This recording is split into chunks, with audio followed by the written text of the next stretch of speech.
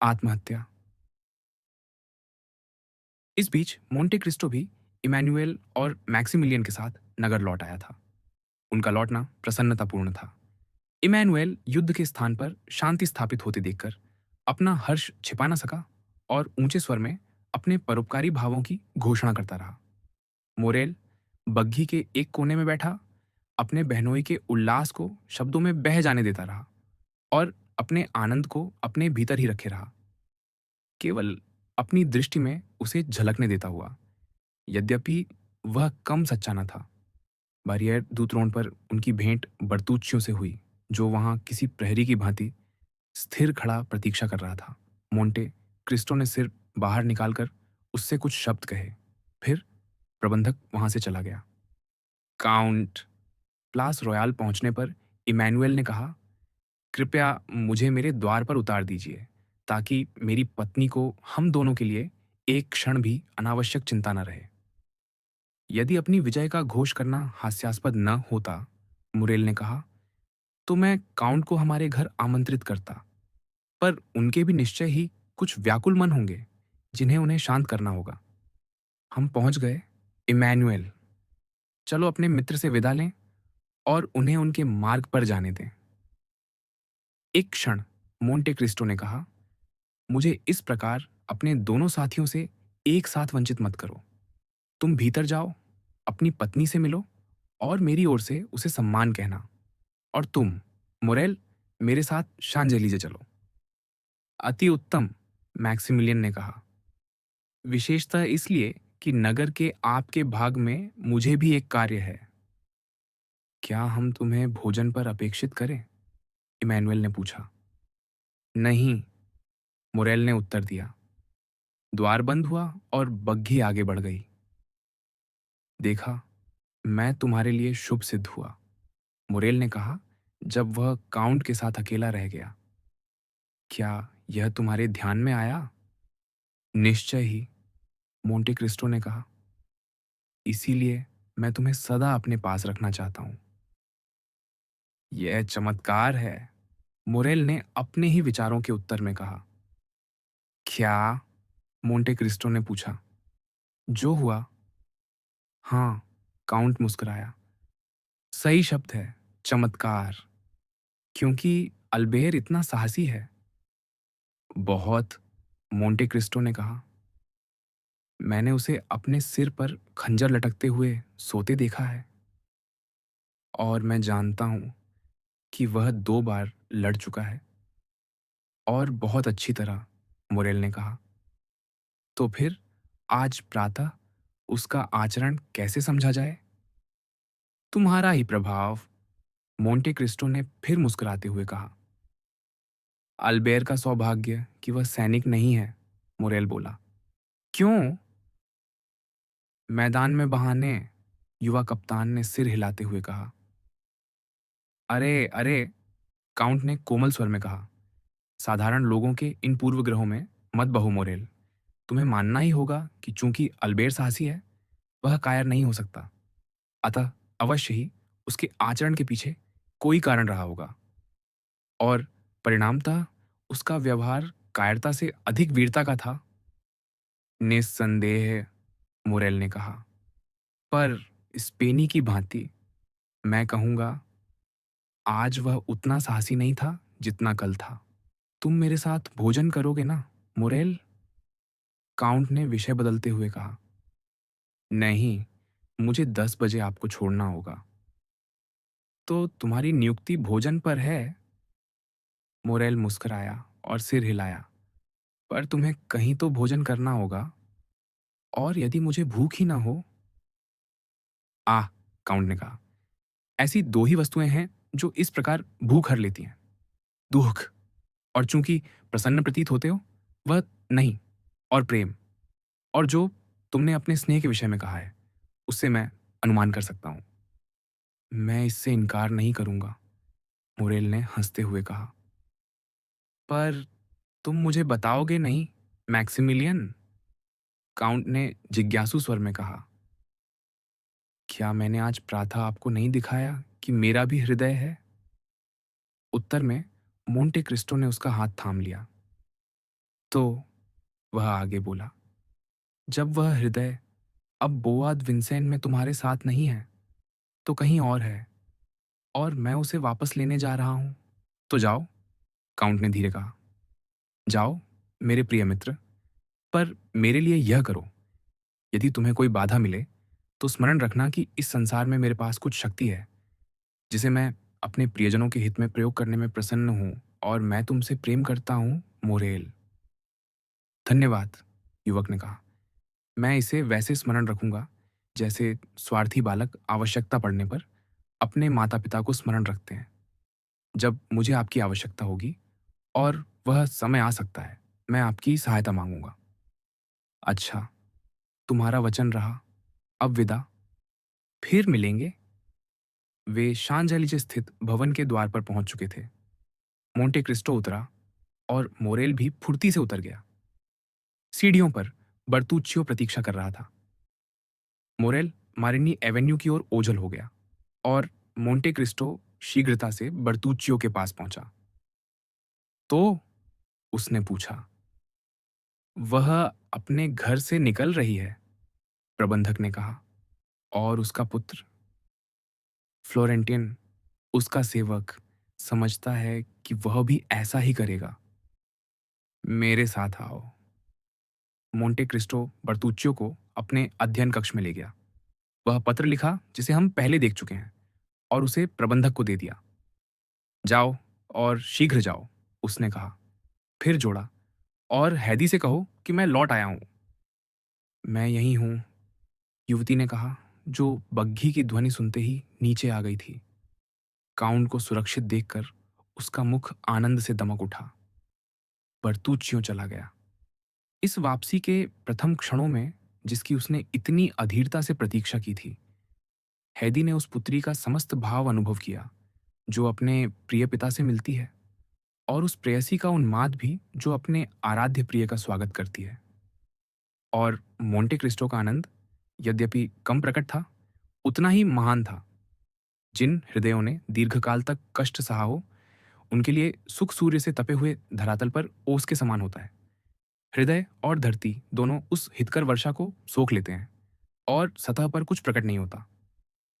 कुछ दिनों से मोंटे क्रिस्टो ने एक ऐसी बात अनुभव की थी जिस पर वह लंबे समय तक विश्वास करने का साहस नहीं कर पाया था, कि संसार में दो मर्सिडीज हैं, और वह फिर सुखी हो सकता है। उसकी आंखें आनंद से दहकती हुई हैदी की आंखों में लगी थीं कि अचानक द्वार खुला। काउंट ने भौहें सिकोड़ी। मोरसेर्फ, बैप्तिस्ता ने कहा, मानो यह नाम ही व्यवधान का पर्याप्त कारण हो। और वास्तव में काउंट का मुख प्रसन्न हो उठा। कौन? उसने पूछा। विस्काउंट या काउंट? काउंट, बैप्तिस्ता ने उत्तर दिया। उन्हें भीतर आने दो, मोंटे क्रिस्टो ने कहा। फिर हैदी की ओर मुड़कर कोमल स्वर में बोला, जाओ मेरी बच्ची, मैं शीघ्र ही तुम्हारे पास आऊंगा। हैदी ने काउंट की ओर एक ऐसी दृष्टि डाली जिसमें भय और विश्वास दोनों मिले हुए थे, और वह चली गई। कुछ ही क्षणों बाद मोरसेर्फ भीतर आया। उसका चेहरा विक्षिप्त सा था, वस्त्र अस्त व्यस्त, और उसके चाल ढाल में वह व्याकुलता थी जो उस मनुष्य में होती है जो किसी निर्णायक क्षण की ओर बढ़ रहा हो। आप? मोंटे क्रिस्टो ने शांत स्वर में कहा।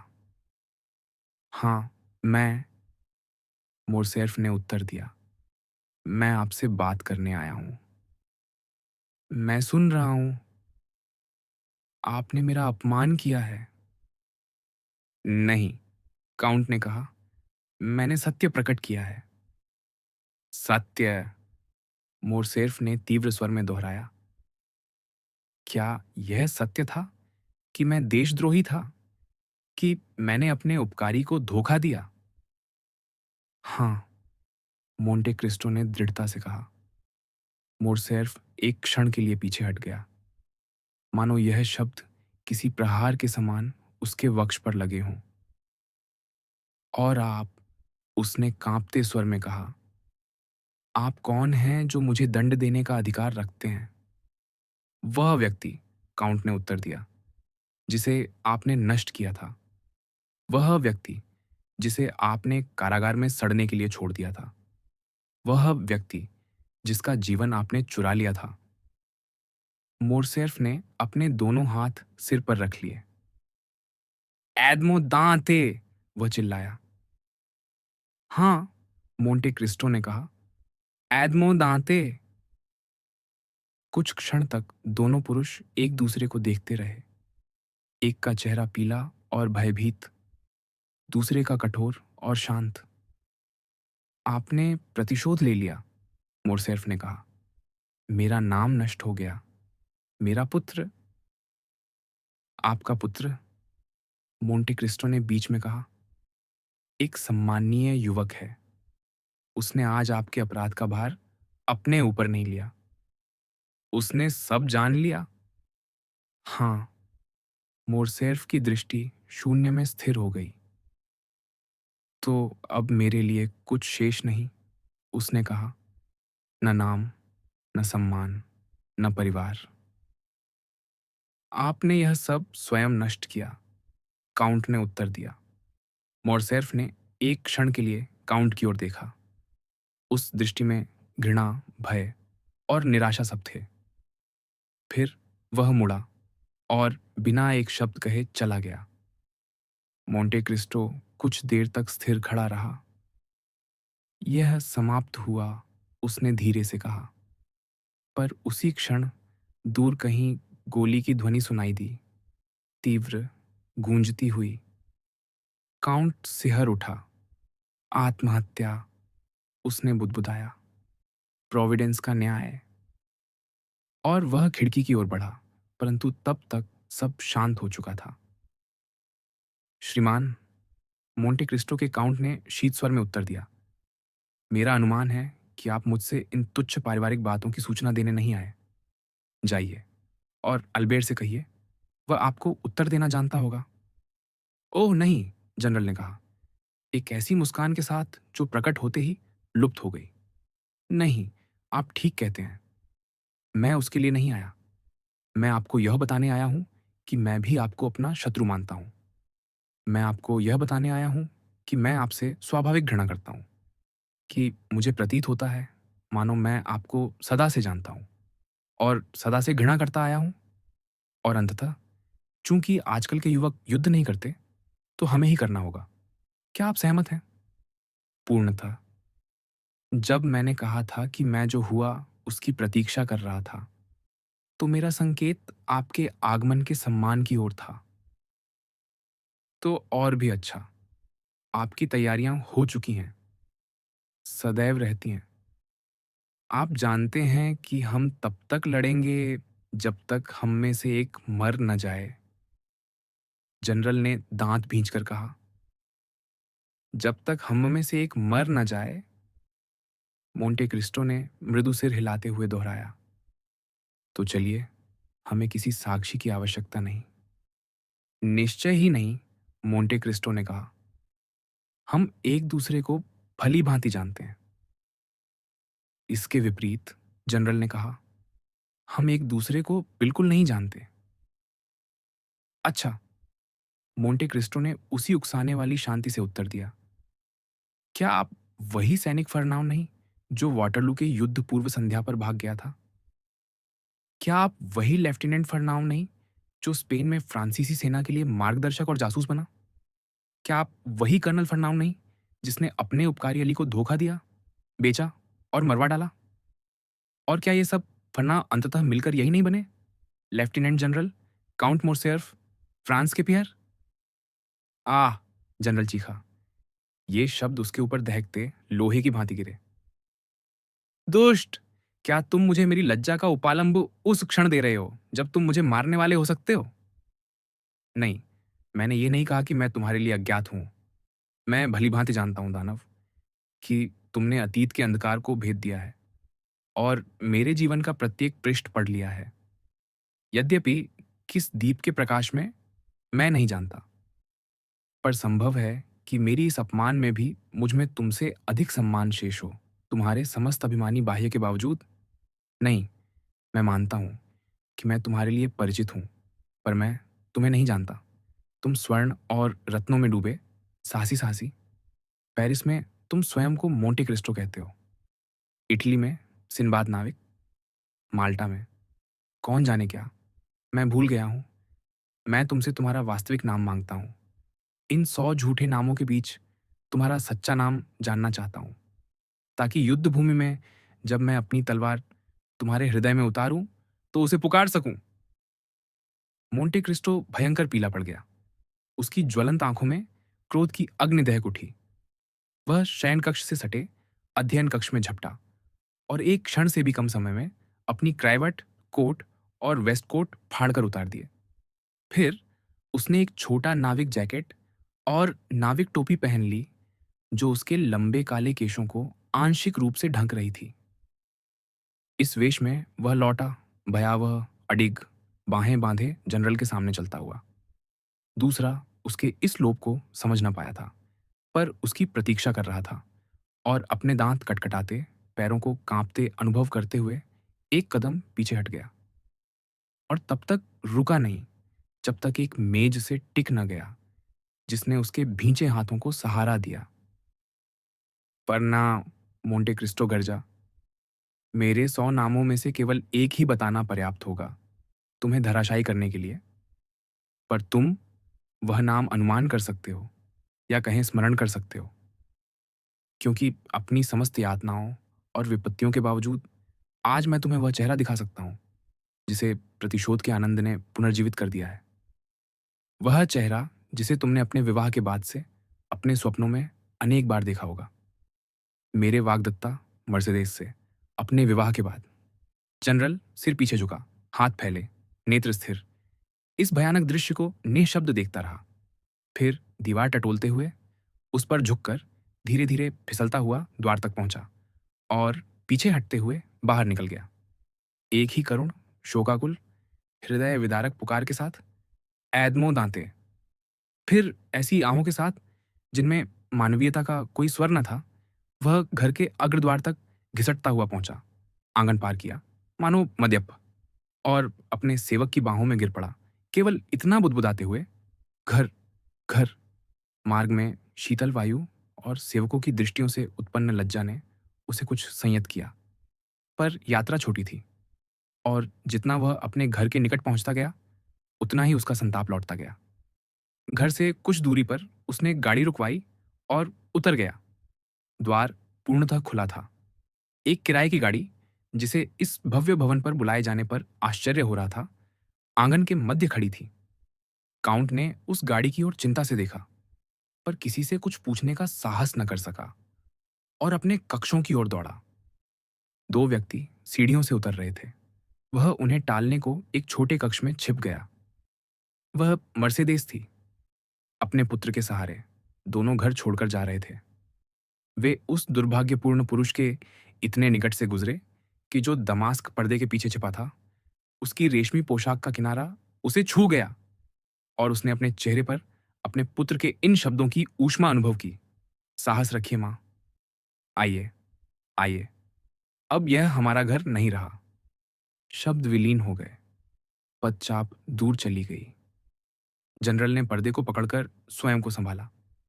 वह उस भीषणतम सिसकी को दबा रहा था, जो कभी उस पिता के वक्ष से उठी हो, जिसे एक ही क्षण में पत्नी और पुत्र दोनों ने त्याग दिया हो। शीघ्र ही उसने लोहे के फाटक के बंद होने की ध्वनि सुनी, फिर सारथी की आवाज, फिर उस भारी गाड़ी की घरघराहट जिसने खिड़कियां हिला दी। तब वह अपने शयन कक्ष में दौड़ा, एक बार फिर इस संसार की उन सब वस्तुओं को देखने जिन्हें उसने प्रेम किया था। पर गाड़ी चली गई, बिना मर्सिडीज का सिर या अल्बेर का खिड़की पर प्रकट हुए, उस एक अंतिम दृष्टि के लिए जो एकाकी घर, त्यक्त पति और पिता पर पड़ती। उस अंतिम विदा और पश्चाताप, अर्थात क्षमा की दृष्टि। और ठीक उसी क्षण, जब गाड़ी के पहिए मेहराब के नीचे पत्थरों पर घरघराते हुए निकल रहे थे, एक गोली की ध्वनि गूंजी और गहरे धुएं का एक गुब्बार उन शयनकक्ष की खिड़कियों में से एक से बाहर लहराया, जिसे विस्फोट के वेग ने चकनाचूर कर दिया था।